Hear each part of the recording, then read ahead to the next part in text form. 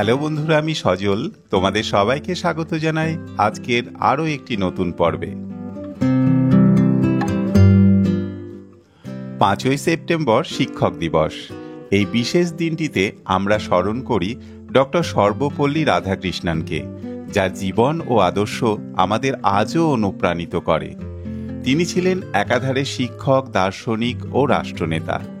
তার জ্ঞানের আলোয় আলোকিত হয়েছে বহু মানুষের জীবন। এসো আমরা তার আদর্শে অনুপ্রাণিত হয়ে জ্ঞান অর্জনে ব্রতী হই এবং সমাজ ও দেশের কল্যাণে নিজেদের নিয়োজিত করি।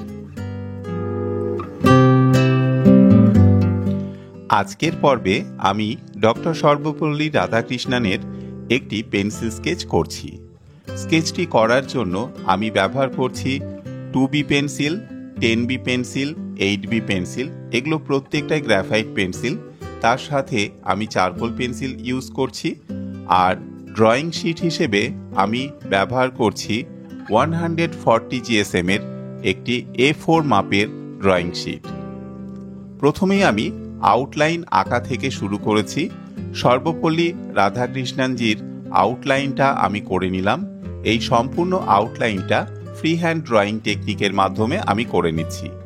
প্রথমেই তোমরা দেখেছো বেসিক কিছু মেজারমেন্ট আমি করে নিয়েছিলাম এবং সেভাবেই কিন্তু স্টেপ বাই স্টেপ আমি পরপর এই আউটলাইনটা করে নিচ্ছি।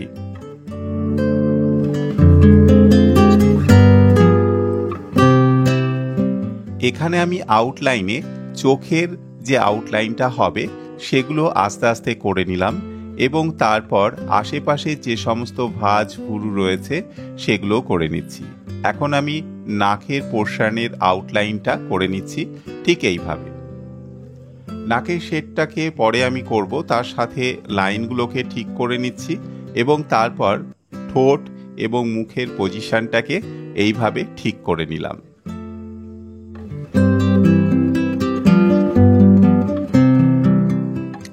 তোমরা যারা বাংলার আর্ট ড্রয়িং চ্যানেলে নতুন এসেছো, যারা এখনও চ্যানেলটিকে সাবস্ক্রাইব করে সাপোর্ট করনি, বাংলায় এই রকম নতুন নতুন ড্রয়িং ভিডিও দেখার জন্য অবশ্যই চ্যানেলটিকে সাবস্ক্রাইব করো। পাশে থাকা বেল আইকনে ক্লিক করে অল অপশানে ক্লিক করো। তাতে যখনই আমি চ্যানেলে নতুন কোনো ড্রয়িং ভিডিও আপলোড করব তার নোটিফিকেশান তোমরা সঙ্গে সঙ্গে পেয়ে যাবে। আর যদি ভালো লাগে তাহলে অবশ্যই কিন্তু একটি লাইক প্রেস করে যেও। এখানে এখন আমি ব্লেন্ডিংয়ের কাজ করার জন্য ইউজ করছি পেপার ব্লেন্ডিং স্টাম্পস। পেন্সিল দিয়ে ঠিক এইভাবে সুন্দর করে আউটলাইন শেড করার পর তাকে ব্লেন্ড করার জন্য আমি ব্যবহার করছি পেপার ব্লেন্ডিং স্টাম্পস।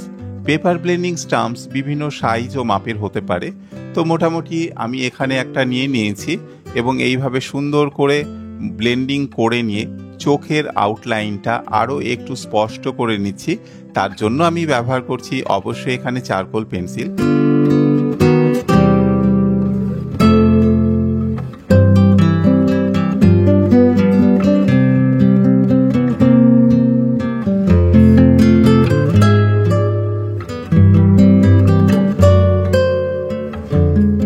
চোখের আউটলাইন ঠিক করার পাশাপাশি চশমার যে ফ্রেমটা রয়েছে তারও আউটলাইনটাকে আমি আরও একটু ডার্ক করে নিচ্ছি।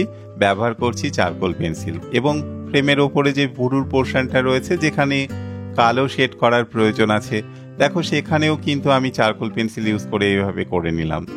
বাকি চোখের নিচের অংশে যেখানে শেড পড়ছে তাতেও আমি ব্যবহার করছি চারকোল পেন্সিল। আর সাথে আরেকটু বেশি অ্যাশ কালার করার জন্য গ্রাফাইট পেন্সিলও ইউজ করে নিয়েছি আমি এখানে।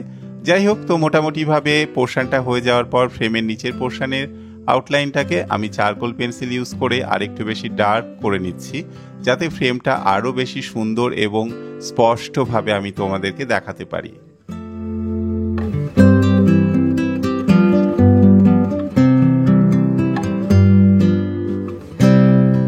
এখন এই চারকোল পেন্সিল ব্যবহার করে আমি বাঁদিকে চোখের আউটলাইনটাকে আরও একটু বেশি ডার্ক করে নিলাম এবং শেডিংয়ের কাজগুলো করে নিচ্ছি।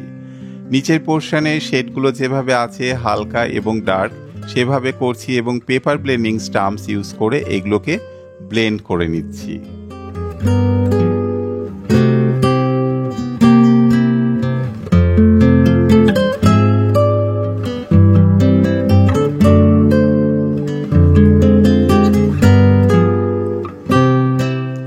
এবারে চশমার ফ্রেম এবং চুলের শেড করে নিয়ে আমি নাকের পোর্শনটার ওপরে একটু কাজ করব।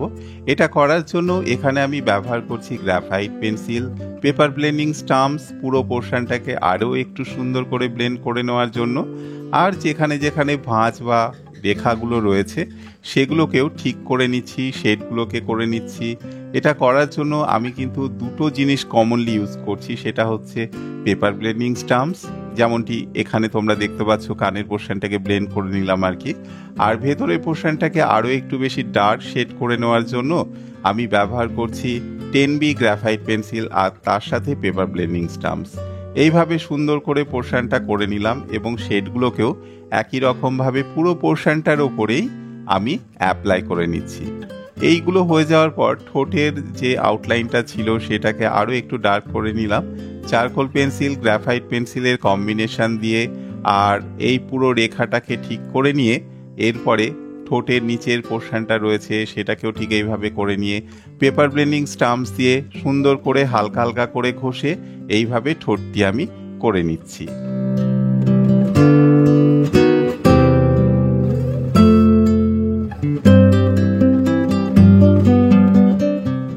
এখন 10B পেন্সিল দিয়ে সুন্দর করে ঘষে ঘষে পেপার ব্লেন্ডিং স্টাম্পস ইউজ করে আমি এই থুতনির নিচের পোর্শন এবং গলার নিচের পোর্শনের যে শেডগুলো হবে সেগুলোকে করে নেব।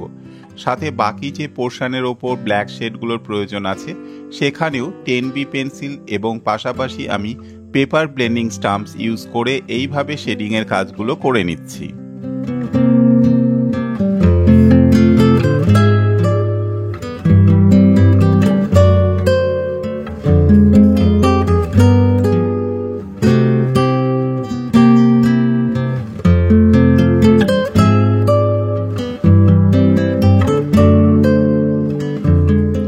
এখন ডক্টর সর্বপল্লী রাধাকৃষ্ণনজির পরিধানের যে শেডিংয়ের কাজটা হবে সেটা আমি করছি। কলারের পোর্শনটাকে সেট করে নিলাম। এইগুলো করার জন্য প্রথমে তোমরা দেখো হালকা হালকা করে পেন্সিল স্কেচ করে নিয়ে পেপার ব্লেন্ডিং স্টাম্পস ইউজ করে নেওয়া হয়েছে। সর্বোপরি বাকি যে ব্যাকগ্রাউন্ডটা রয়েছে সেখানেও তাই একটু হালকা লাইট শেড করার জন্য এবং শ্যাডো ও তার সাথে লাইট এফেক্ট ফেলার জন্য ঠিক এইভাবে আমি ব্যাকগ্রাউন্ডে শেডিংয়ের কাজটা করে নিচ্ছি। ধীরে ধীরে করে সম্পূর্ণ পোর্শনটার ওপরে আমি এটা অ্যাপ্লাই করে নিলাম। এখন আমি বোতামটিকেও সুন্দর করে চারকোল পেন্সিল ইউজ করে এখানে ড্র করে নিলাম এবং তার শ্যাডো এরিয়াটাকেও শেড করে নিচ্ছি ঠিক এইভাবে।